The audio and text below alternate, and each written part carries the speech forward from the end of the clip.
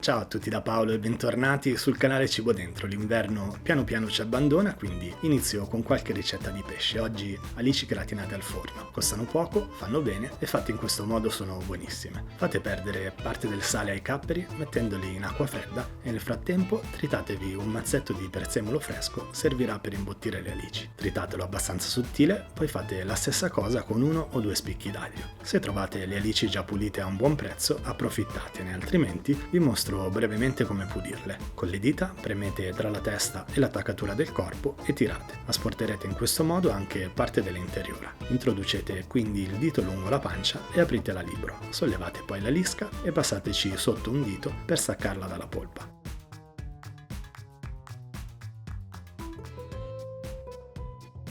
Eliminate quindi i residui di interiora che sono rimasti a vista e mettetele in acqua fredda. Nonostante questa prima sommaria pulizia, i filetti andranno ulteriormente puliti e sciacquati dal sangue. Lavateli 3 o 4 volte sotto acqua corrente fino a quando non risulterà limpida e pulita.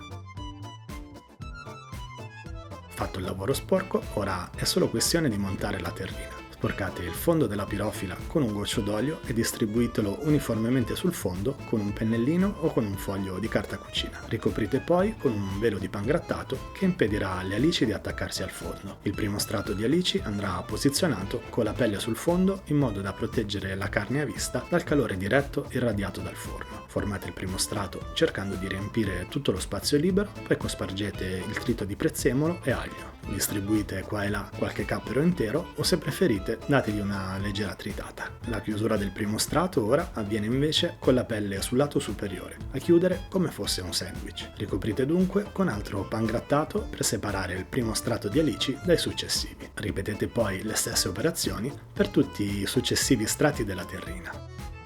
Iniziate sempre con la pelle di sotto, poi la farcitura e poi il secondo strato con la pelle a vista. La chiusura della terrina avverrà con un'ultima spolverata di pangrattato e olio d'oliva per creare una gratinatura croccante e dorata.